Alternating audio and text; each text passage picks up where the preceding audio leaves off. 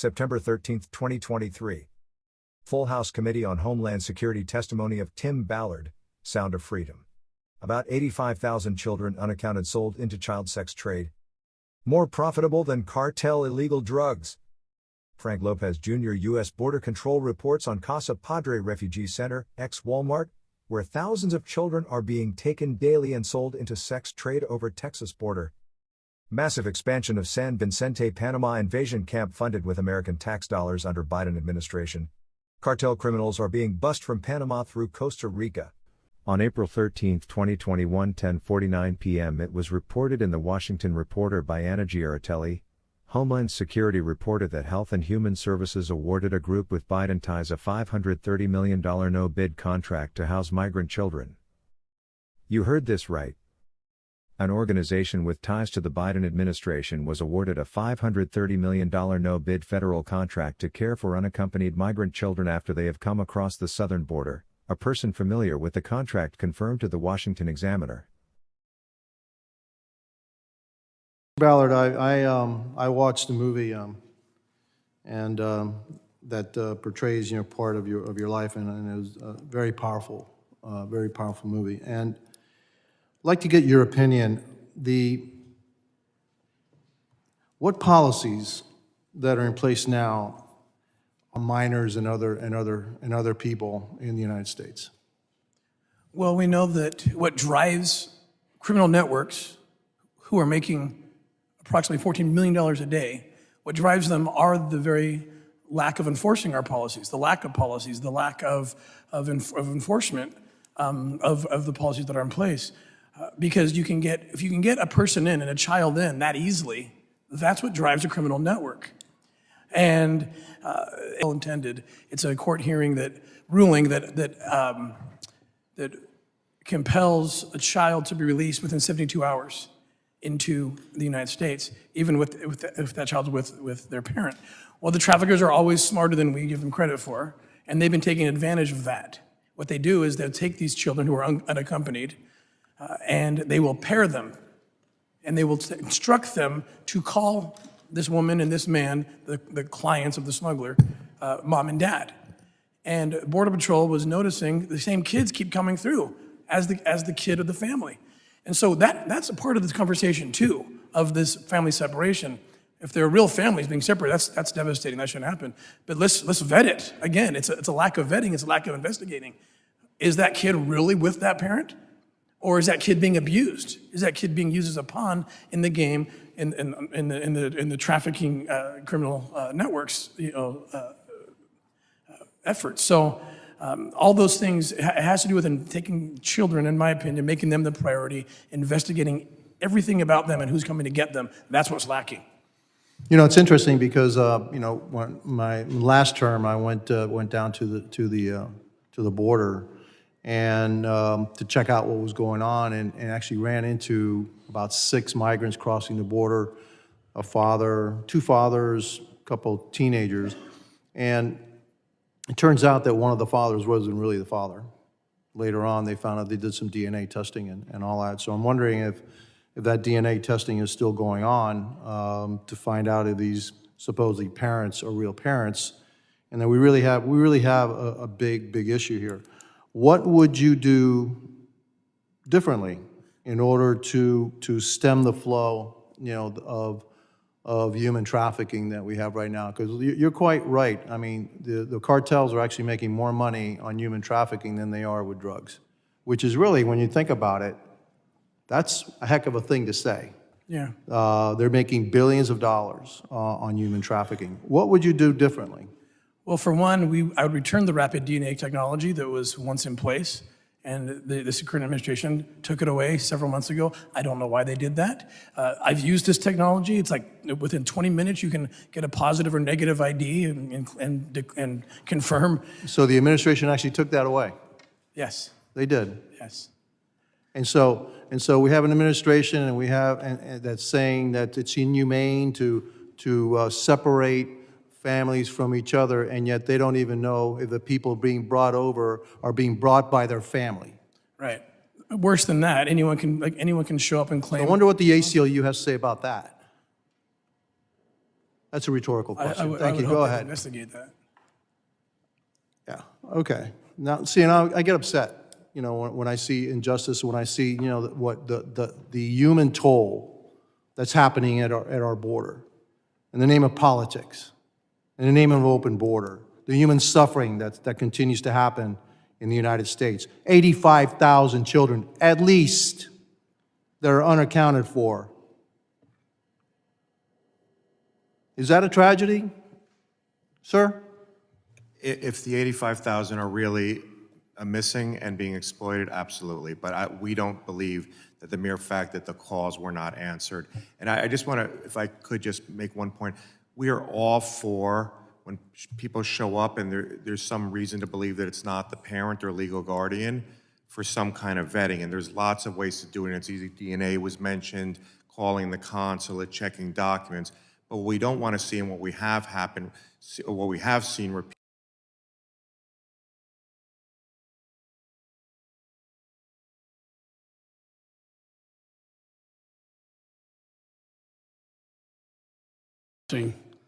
And we're hearing these stories way too much, way too frequently. Yeah, I was a federal prosecutor many years. I was chair of this committee. HSI does some great work. And the movie Sounds of Freedom, very moving, and especially God's children are not for sale. They're not. And what we see with the trafficking is it's one of the worst sins that I've seen in my lifetime, where children are property and they are trafficked. And I want to thank you for your heroism and the job you did to save those children. Problem is, we have more children now trafficked than ever before. Would you agree that this is probably one of the worst human trafficking events of your lifetime? Right now? Absolutely. On day one, this administration rescinded a policy that was working. It was called Remain in Mexico. And you know how political asylum works. They couldn't touch base in the United States. There was no catch and release. 85% don't qualify. Mr. Ballard, you are a former HSI investigator who has investigated human trafficking, correct? Yes. Are the catch and release policies of Secretary Mayorkas facilitating the trafficking of people and children? Absolutely. What's happening is these children are being brought in. Let me, if I could. Sure. So the answer to that question is yes. Yes, yeah. Okay. So worded another way, there are cases of human trafficking and sex trafficking of minors that are occurring that would not be occurring if these policies were not in place? That's correct. We've made it clear, in fact, the Attorney General Garland, appointed by President Biden, admitted in the U.S. Senate that the cartels are using the catch and release policy strategically to overwhelm the Border Patrol agents and bypass them with drugs and trafficked humans. Do you believe Secretary Mayorkas knows there are human trafficking cases happening because of his policies? I do believe he knows that. So you believe he knows that what Attorney General Garland admitted to the Senate, he knows that's happening? I don't know how he couldn't know. So is it fair to say that the policies of the United States government, and I'm reiterating here, the policies of President Biden and Secretary Mayorkas' leadership encourage, facilitate mass human and child trafficking? I would say yes. Mr. Gallant, again, I have a question for you, sir. You mentioned earlier in your testimony that it was both Trump and Biden policies. Yes. Right? I think I heard you say that. Is the ACLU, and the policies I'm thinking of are they removed the background checks on the people who would be the sponsors, and this is how we're getting 100 people, 100 kids in one home and all this, because nobody's doing any vetting on this. Is the ACLU suing the Biden administration like it sued the Trump administration?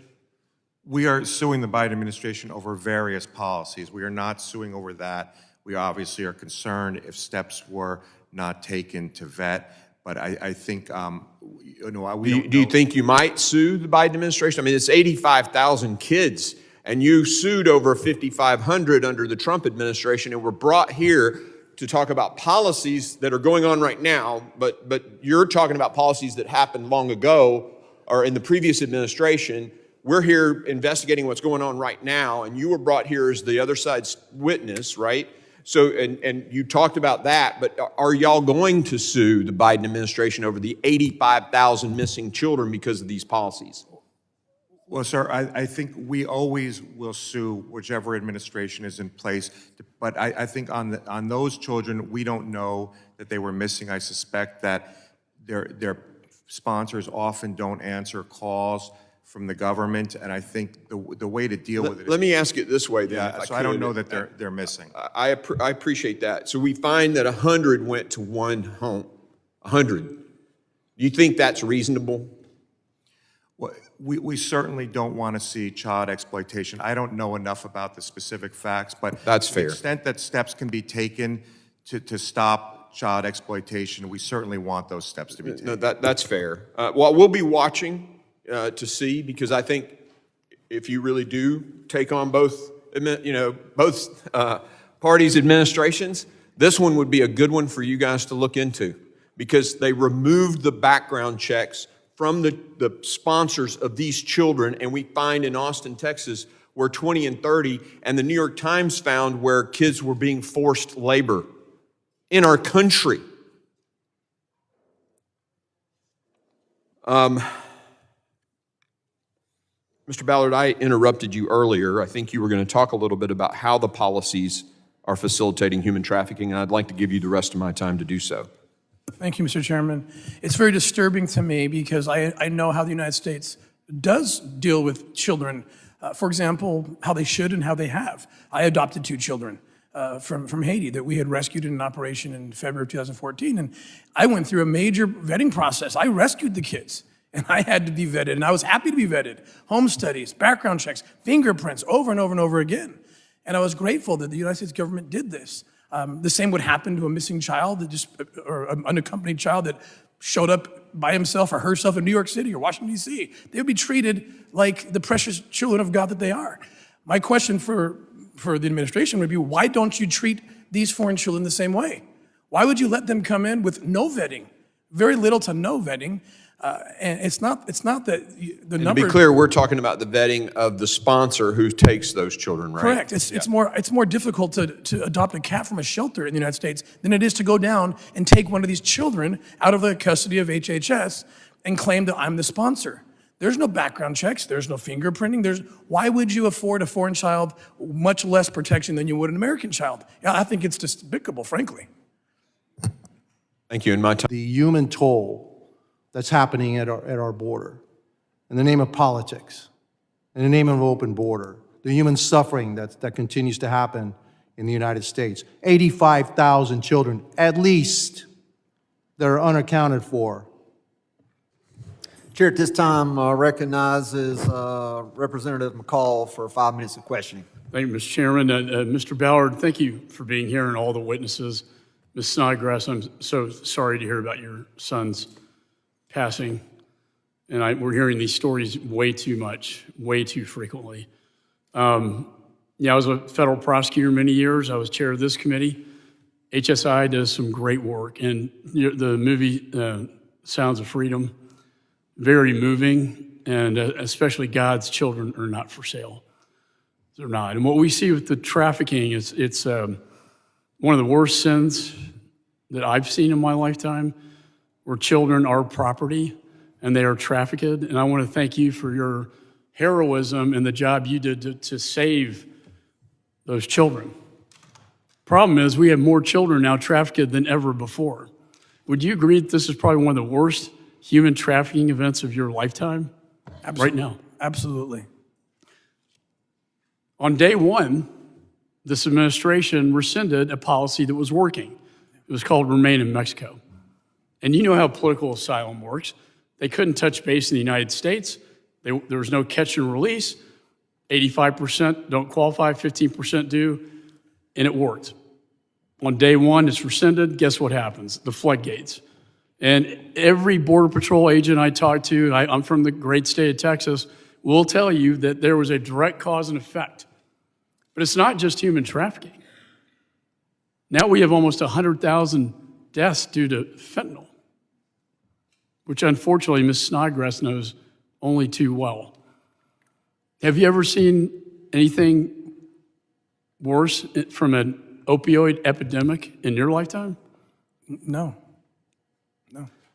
What's worse is when the kids get here, guess what? They have no legal status. So where do they go, Mr. Ballard? The women, the girls, where do they go? They have to be released to HHS, where they wait for any sponsor to come and pick them up and take them home. With no And a vetting. lot of times these sponsors have maybe 15 different children. And guess what they're doing? Sex trafficking. They're bringing it now inside the United States of America. And guess what? Where do the young boys typically go? They don't have a home. Maybe they have a sponsor, but guess what happens to them? Well, they're exploited, labor, sex, any kind of exploitation is available, and they have no name, no number, no identity. They are the perfect victim of any kind of exploitation within this country because no one even knows they exist. The perfect victim, both the girls and the boys. And the boys, I would argue, go to MS-13 where they got to pay back their debt to the cartels. This is a racket, and it's sanctioned by this administration. In fact, it was created by this administration. Would you agree with that? The policies absolutely made this possible, absolutely. The policies. You know, when I was a federal prosecutor, there's aiding and abetting, complicit with an offense. Would you consider these policies to be aiding and abetting the criminal conduct that we're seeing? Absolutely, especially since the administration has been told and warned and told again that that's what they're doing. And if they continue doing it, absolutely, I'd say they're absolutely hating and abetting, and they're complicit in this. And Secretary Mayorkas knows better. I've known him for a long time. I worked with Jay Johnson. He was a U.S. attorney like I was in a border state of California. He knows exactly what he's doing, but he's disregarding the truth. And he won't change the policy that's causing so much harm and destruction to this country. Would you say that Secretary Mayorkas is complicit with the human trafficking, with the fentanyls, with the sex trafficking, with the deaths? Because I've seen him be questioned in hearings, both Senate and House, and I know that he now knows, because I've seen it, I have to say, unfortunately, yes, that he would have to be complicit in it. Have you ever seen the death rate higher than it is today of people just trying to get to the border? Never. It's never been this high. Because there's so many of them. There's so many. Because we're open for business. That's a sign the administration put on the border. We're open for business, come on in. Come on in. And once you touch base in the United States, guess what? Catch and release. My first bill in Congress 20 years ago, end, catch and release. And guess what? We're back to it again. It's a failed policy. It doesn't work. We finally had it fixed. And then this administration comes in and they screwed it all up. And it comes at a high price. Too many people are dying from overdose. Ms. Snodgrass, my heart goes out to you. My children have been to 5 funerals already of their friends. Too many human trafficking cases. And we just opened up the United States to be a big criminal conspiracy network. Is that correct, Mr. Ballard? Yes. I see my time's expired. Thank you so much. And I appreciate all of you. And Mr. Ballard, thanks for the job you have done. Thank you, sir. Gentleman yields. I now recognize Mr. Magaziner for his 5 minutes of questioning. Thank you, Chairman. We do have a humanitarian crisis at the border. And the way you deal with a humanitarian crisis is with humanity, not with cruelty, not with political posturing, with humanity. And unfortunately, Hey everybody, Frank Lopez Jr., U.S. Border Patriot. So I'm down here in Brownsville, Texas. Behind me over here, you can see part of what is known as Casa Padre, the Father's house, or house of the Father. Anyways, this is a huge child detention camp or a center. It's not a processing center, but it's a place where illegal alien children are housed. And it's part of the Biden administration's infrastructure that he has, that they have set up, in coordination with NGOs, United Nations, other governments, Mexican government, who's coordinating and collaborating with cartels and alien child smuggling, child trafficking organizations, folks. It's real, it's happening. So I'm gonna walk around and show you a bit of the scope. This is an old Walmart. It's an abandoned Walmart, not abandoned, but a Walmart, former Walmart. Folks know about this, especially folks that live down here in the Rio Grande Valley area. We're just gonna do a little walk around here at this facility. And you'll get a sense of the scope right off the bat. It's huge, and then look at all the vehicles, folks. I mean, if you can imagine a large Walmart, and you know that those parking lots are usually pretty big. Well, here you'll see just how large and how full this parking lot is. Casa Padre, Brownsville, Texas. So let's walk around, and that looks like just cars coming in, some going out. Just the time that I was down here setting up, seen a lot of car movement. And look, folks, that's how they hook you. They make a lot of money off of this, basically. A lot of government contracts. But so what's happening, some people would say, well, hey, the government's doing it. Isn't it legit or sanctioned? Look, folks, what happens more often, and the way things work, you get a commodity, you get a product, and what happens with that eventually becomes a black market. And what I mean by that, the commodity, the product in this case, is children. And so even though the federal government is paying massive contracts, and I've seen already several of these white vans. There's a portion of this parking lot that is just full of these vans out here and other black transport vehicles and the white obvious vans. So what happens is that you get a product, a commodity, in this case children, and there's a veneer, a thin veil of quote-unquote legality. Well, hey, the government's doing it. Government's giving out contracts. We got these children coming in. I mean, aren't we supposed to be taking care of them and helping them out? And so that's the thin veneer. But what it is really, folks, it's a cover for, in this case, the insidious, demonic, evil market for children, to feed that insatiable hunger here in this country for the bodies, the flesh of little boys and girls to be used for evil, sinful measures, folks. And so you see here they have a checkpoint here. Welcome to Casa Padre, as people check in and check out.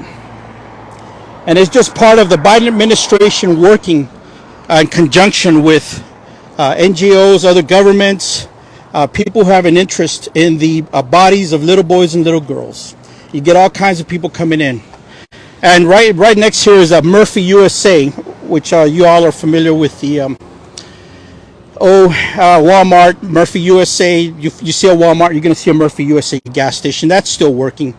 The center here has been converted into Casa Padre for children, but its purpose, so it's still functioning. But look, folks, the other aspect of this that people don't want to talk about is that a lot of these little children that are coming across, little boys and little girls, are being raped. Their bodies, their genitalia mutilated, and so little girls are getting pregnant. And so American tax dollars are being used, folks, to pay for abortions. That is what people aren't going to talk about. They're afraid, whatever. It needs to be exposed. And it's happening right now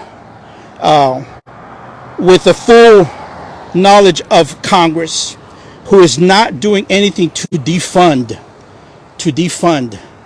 these centers, to defund these NGOs, to defund this horrible, evil traffic that's happening.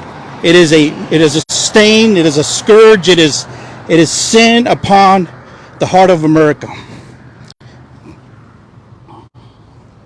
So as I'm walking down the sidewalk here, I can see definitely a lot of raised eyebrows and people pointing and staring. People don't want to know the truth. They don't want you to expose the truth. And to our shame, so many people are sticking their heads in the sand. What has Congress done? What has the United States Congress done to defund this? What has the congressional majority in the U.S. House of Representatives done to defund these NGOs? A lot of talk, a lot of, pontificating, bully pulpit. But what are they really doing, folks, to stop this? They don't want this to be brought to the light of day. Darkness wants to remain in darkness. They don't want you exposing this stuff, folks. They don't want you to know about it. That's why the movie The Sound of Freedom is being censored. And people would rather allow, sinful movies, movies that are decadent, that, just glorify the lust, the desires of the flesh. And when you talk about how those perverted lusts and appetites are being fed by this enterprise, folks, they don't want. That's why they try to shut it down. That's why they're trying to shut down the movie, The Sound of Freedom. They don't want you to see it because they don't want you exposing the truth about how children are being exploited, their little bodies being used, little bodies being torn up. This is all how our taxpayer dollars are being used. And who right now, folks, is fighting against it? It's happening. Where's Congress pulling the funding for this? They're not. And you have folks out here running around for office that are playing some kind of, some kind of game. They're playing games, talking about, they're gonna run around with nice coat and ties and not stir anything up, not offend anybody. Well, little children's lives are being grossly misused, lost, perverted, and you got candidates that won't even talk about it. And that's why our country is in the stage it is in. That's why we need fighters in Congress, people who are not afraid, who are not going to play games, who are not going to sit there and rub elbows and pussyfoot around with the elected elitists, but rather are going to storm the gates of hell, say it like it is, call evil evil, not cover it up, not play games, expose it, and do everything in their power to defund it, to stop our taxpayer dollars being used for this. Even as we pour hundreds of billions into the Ukraine, and all the information coming out about how corrupt that president is, the defense minister out there, and everything that's going on. All the money that was supposed to be used for weapons disappearing. Meanwhile, people in Maui are here in our own country, and the Hawaiian Islands, which are, you all well know, those people suffering and not getting the funding that they need. And it's been exposed. I'm not saying anything new to you, but you see instead how your taxpayer dollars are being used. And look at this parking lot is full, folks. Not even a freaking 50% off sale at Walmart would attract the number of vehicles that are here. This parking lot is jam-packed. And Methodists, and even the Protestant, other denominations involved in all this, folks. It is the veneer. It is the way that they gloss over evil by calling it good. So Frank Lopez Jr., U.S. Border Patriot, out of infrastructure in the Rio Grande Valley, folks, tip of Texas. Predominantly has been one of the heavier traffic movement parts of the border because it's it's the southernmost part of the U.S. And so I'm not surprised that there will be this much traffic, but I am just really just wowed by the fact that this parking lot, look, it is to the outer, there's another business right here, and this parking lot is full to the outermost reaches of this parking facility. If that doesn't show you the extent, the volume of the trafficking of children, how intense, how comprehensive, how engulfing it is, it's just amazing. I've heard everything from 15 to 2,500 children being housed in this massive former Walmart building. And you can put a lot of kids in there, provide them everything, folks. Reports coming out about the money that's being spent to provide them care, to feed them health care. And under the guise of health care, folks, and this is what should really outrage us, that under the guise of health care, abortions are being provided to little girls, not even in their mid-teens, people. Abortions being provided to them. Talk about the psychological, emotional, mental fallout from that, being raped, being used as sexual pleasure objects, and now to be getting these abortions. And God only knows, I mean, by their own accounts, they lose track of them. By their own accounts, they don't know where they go. And the powers that be, we've had whistleblowers exposing this, testifying before Congress, and Secretary Mayorkas and others going up, Health and Human Services going up and not being able to provide answers or flat out lying to Congress and the American people. That's why you need fighters in Congress. People are going to go up there not to build up their name, not to, bank on their brand, but rather to fight for the innocent, to fight for human life, to fight for our sovereignty, to defend America, because look, folks, this is contributing to our demise. It is contributing to our downfall. God is not mocked. God is not mocked. So I'll be signing off now. Thanks for joining me, and God bless you all.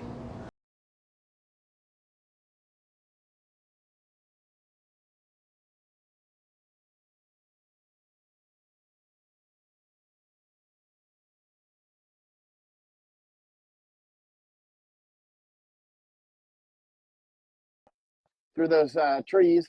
He landed there, and I waited right here on this road for him to pass by me. And Mayorkas went into this camp here, San Vicente. That was April of 2022, and I was droning it when he went in. And so I've got that footage, and I put up the footage when he came this year in May, side by side, and you can see this camp is remarkably bigger, at least twice as big now. And this is just one camp. There's many camps in Panama. This place is growing. There goes some of the buses right there to go pick up some of the aliens. Yesterday, about 50 or 60 buses took aliens from the Darien Gap up to Costa Rica. So in the past, you might get a few hundred people a day. Right now, sometimes 5,000 and 6,000 a day. And one camp that we were in yesterday was more than 4,000 just in that camp. And that's called Las Blancas.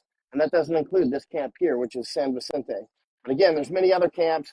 There's an old military adage that says, never let them build camps because they never go away. Actually, a retired colonel just sent me that about an hour ago when I was out in the jungle. And you may have heard over the years. And it's true. And not only are they building the camps, they're increasing the size here. And it's with U.S. money. Our flags are in these camps. When I say our flags, they're not flying, but they have painted flags. Our flags are in this camp right here, San Vicente camp. So these camps, the embassy comes down here. Go ahead, sir. Yeah, no. The embassy comes down there, and the U.S. tax dollars are going to fund these camps, and you're seeing an explosion of people coming through this area that are heading up to the United States. So where are they coming from? Where are these individuals coming from? And who's down there doing this work to build these new camps? At least 140 countries are coming through the Darien Gap. And again, that traffic here is highway right there, just like that's Highway 1 right there. So away. The people traveling right along that highway straight to the United States. That's right. I would walk out there, but I might lose signal. But that's Highway 1, and so you can Pan American Highway, right? That's the main artery to the United States, right there, and Panama is only increasing, and the flows are increasing. Right now, they're beginning to break ground on another jungle camp, and there's an old military saying: "Is never let them establish camps." When they establish camps, that's it. They never go away, right? Right now, I'm seeing huge amounts of Venezuelans. It's like every barrio in Venezuela seems to be dumping out. And a lot of, did you see those photos I put up yesterday? The guy with the AK-47, that dude, his whole face is tatted up. His whole body's tatted up, and he's, acting like a gangster. And the whole camps are filled with people like that. Not that all of them in the camps are like that. They're not. Many of them are actually children and that sort of thing. But there are a lot of very clear gangsters and a lot of people with obvious mental illness. Like, for instance, I just left the jungle to come back here so I could get signal and come on with you. And there was one of the migrant women, clearly crazy as it gets, was just stripping down and going into the river, singing loudly and just, flailing around like. So I mean, it is quite serious out there. In fact, the people that they went out in the jungle with today, we just had breakfast with them. They are the Centerfront.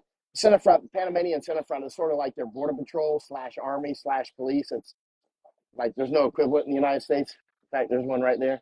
They're very professional. These guys are super professional. So they got into that firefight that last time that Ben and Oscar went into the jungle and smoked a couple of the guys and that sort of thing. But everything was fine.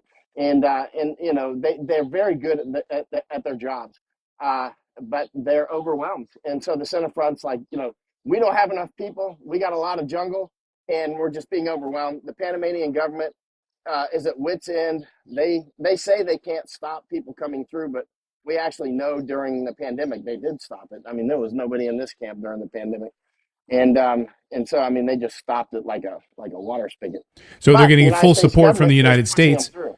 They're getting full support from the United States to keep it flowing and to keep these buses running. How many buses would you say you're seeing on a daily basis that are filled with illegal immigrants that are being bussed up to the United States? A Centerfront lady yesterday told us about 60 went yesterday, so about 60 yesterday. Jeez. Yeah. And these are big luxury buses. Yeah. Now, just a few months ago, it was only about, on a heavy day, about 40. So that was on a heavy day. And so she said yesterday it was about 60.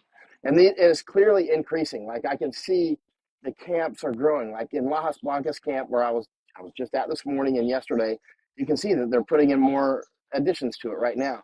But it's totally, it's Lord of the Flies. Costa Rica, Panama is being destabilized as well. So this is a big deal. I mean, Panama is important to the United States, not to mention important for Panama and a lot of the rest of the world. First of all, we got the Panama Canal here. This highway, Highway 1, goes right over the Panama Canal. So if you go on this highway, you'll end up over the Panama Canal. So this is this highway is an artery to the United States, as is the Panama Canal, obviously, for our trade and our Navy going back and forth between the Pacific and the Atlantic. And right now I think I hear some thunder. This is the rainforest. So and actually there's some big water problems here now. As you may have seen, a lot of ships are backed up because they can't get through the canal, not enough water. That's a separate issue. But the bottom line is Panama is a very strategic place. That's why I spend so much time in Panama and so much time. I've probably spent 6 months here since Biden was installed, right? And I keep going back and forth between places like Netherlands and Japan and just keep vital terrain for what's happening with the World Economic Forum and the Chinese Communist Party and others. There's Chinese everywhere. This camp right here, San Vicente, has got, I don't know how many Chinese in it right now, but hundreds. Wow. Often they stay in this hotel, but they're often in this hotel with me, but they're not here right now. Actually. What about the health concerns? Of course, you were texting me just the other day about some of the outbreaks of different diseases and viruses that the Panamanian government are seeing there. Can you talk about that? And of course, that is coming through Panama, then right into the United States as well, is it not?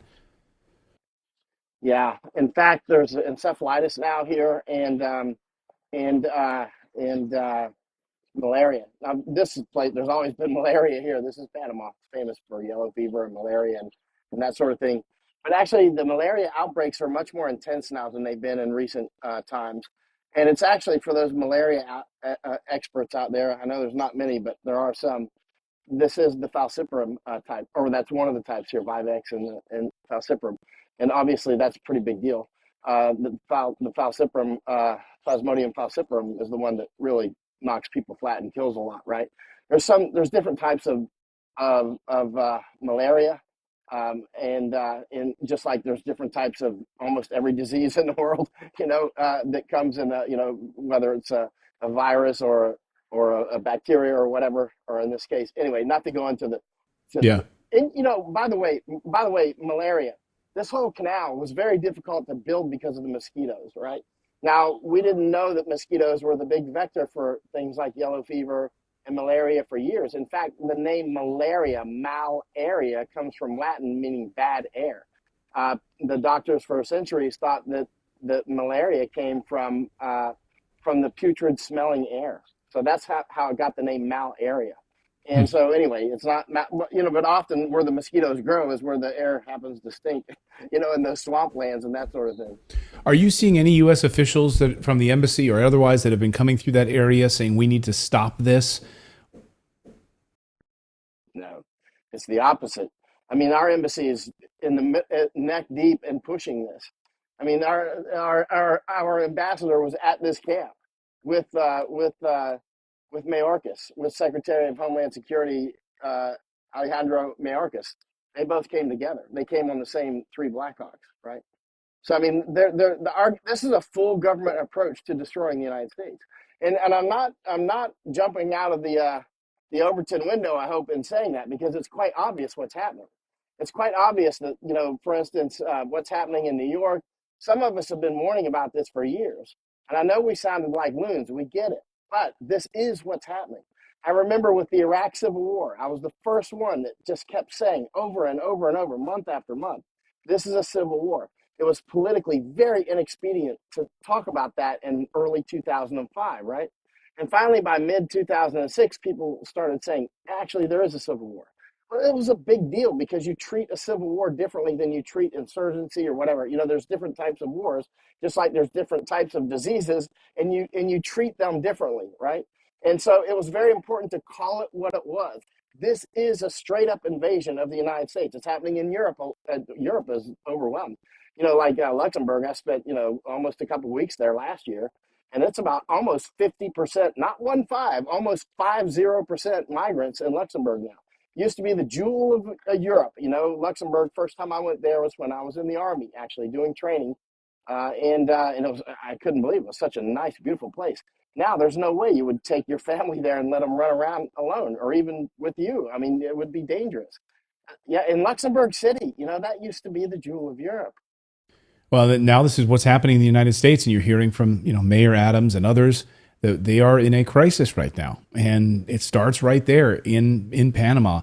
So you're going to be down there for quite a while, tracking what's happening right now with this influx. We thought it might get better. We thought it might actually improve since your last visit there, and it's only gotten worse. So, Michael, what's on your agenda over the next few days down there? I thought it was. You never heard me say I thought this was going to improve. I'm watching. No, I think I'm just a hopeful. I think I'm just a hopeful person. I thought, well, maybe the Panamanian government will step up. They're seeing this health crisis. They're seeing the national media. They're seeing a lot of the media attention on the Darien Gap now. That all of these migrants are flowing right through this area. There's a renewed awareness about it. But instead, the opposite has happened. They're building a new camp. Listen, I'll go on record right now and say, and again, I've said this with you before, Clayton. Go back and just throw a dart at previous things that I've written, 10 years ago, 15 years ago, and see how they played out, right? I know they sound crazy at times. However, put this on your calendar. 2024, I will be very surprised if fewer than 1 million people come right up this highway right here, Highway 1. I'll be very surprised if fewer than 1 million come up. Right, last month it was 82,000, right? And that's rainy season. This is the season when usually it kind of trickles off. It's not.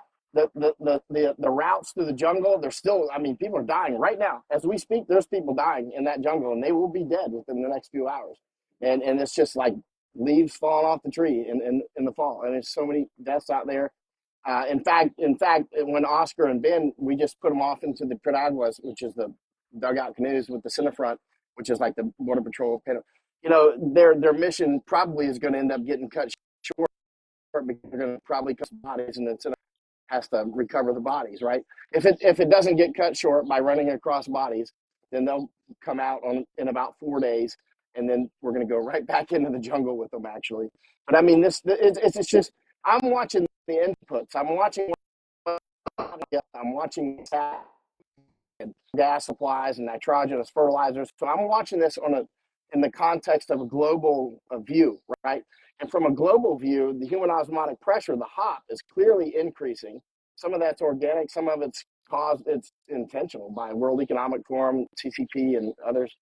And the bottom line is, this place, Panama, will be lucky to survive. You know, because listen, if Nicaragua shuts the border, or Costa Rica, because Panama has borders with Colombia and Costa Rica, right? But Costa Rica borders Panama and Nicaragua, right? If Nicaragua closes the border, then Costa Rica is going to close the border, and then this place will just fill up, right? And then this place will, I'm telling you, it won't survive in the form that it's in now. There's no way. There's too many other pressures going on, right? And so weaponized migration is an old tactic, an old strategy as well. And that's what's happening. It's weaponized migration. When I say weaponized migration, it doesn't mean you necessarily come in with weapons. It means you just come in, like the Goths in Rome, right? Just show up and be there. And again, the people coming through, these are not like physicists and engineers and that sort of thing. If there are, those are sprinkles. What you're mostly getting is clearly barrio people. I mean, you'll come down and see it. I'll take you out there. It's pretty unbelievable.